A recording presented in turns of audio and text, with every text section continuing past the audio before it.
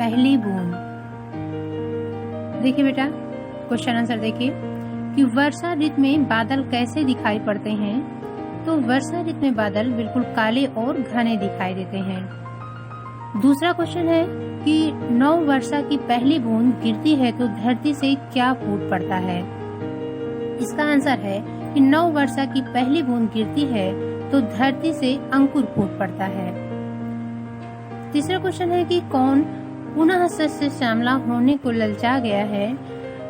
तो बूढ़ी धरती, सॉरी यहाँ हम लिखना भूल गए थे, तो यहाँ बूढ़ी होगा कि बूढ़ी धरती पुनः शस्य श्यामला होने को ललचा गई है।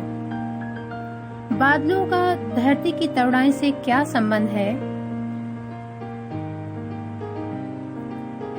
इसका आंसर है कि बादलों का उद्भव धरती के जल से होता है और धरती पर बड़ा स्थिर जल जिसमें बूढ़े जैसे स्थिरता आ जाती है, उन्हें बादलों द्वारा ग्रहण करके वापस धरती पर बौछारों के रूप में वापस कर दिया जाता है और इसी तरह से स्थिरता चलायमान हो जाती है। इसी को कवि ने धरती की तौड़ाई और बादलों के बीच संबंध बताते हुए इस पद्यांश की रचना की है। अगला क्वेश्चन है कि बादल और आकाश और बादल को किसके समान बताया है। इसका आंसर है आकाश को नीली आंखों के समान और बादलों को उन आंखों की काली पुतली के समान बताया गया है। अगला क्वेश्चन है कि धरती को बूढ़ी कहने का क्या तात्पर्य है।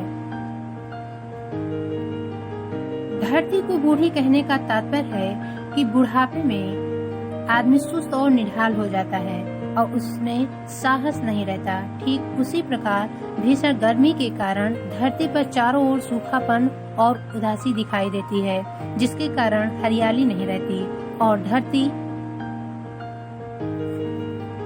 पर दरारें दिखाई देने लगती है। धरती तेजहीन और क्रांतिहीन हो जाती है। इसलिए धरती की तुलना किसी बुढ़ापे से की गई है। अगला क्वेश्चन है कि वर्षा की पहली बूंद से धरती की प्रसन्नता किस प्रकार प्रकट होती है। तो इसका आंसर है कि जब आकाश की बूंदें गिरती है तो सूखी धरती को नया जीवन प्राप्त होता है तथा सब ओर हरियाली छा जाती है। मिट्टी की सौंधी सौंधी गंध उठने लगती है, हरियाली की तपन मिट जाती है, मयूर नाच उठते हैं, खुशहाली वातावरण में छा जाती है। ऐसा लगता है कि बूढ़ी धरती फिर से यौवन धारण करने जा रही है। अगला क्वेश्चन है कि वर्षा की बूंदों को अमृत क्यों कहा जाता है। वर्षा की बूंदों को अमृत इसलिए कहा जाता है क्योंकि वर्षा की बूंद सूखी धरती पर अमृत के समान होता है। जब आकाश से बूंदें गिरती है तो धरती के भीतर सोए बीजों में से अंकुर फूट पड़ते हैं। इसका आगमन अत्यंत सुखद होता है।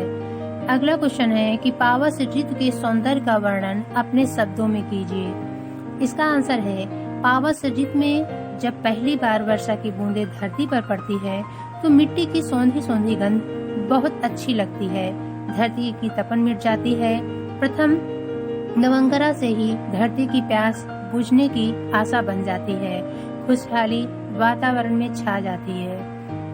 धन्यवाद।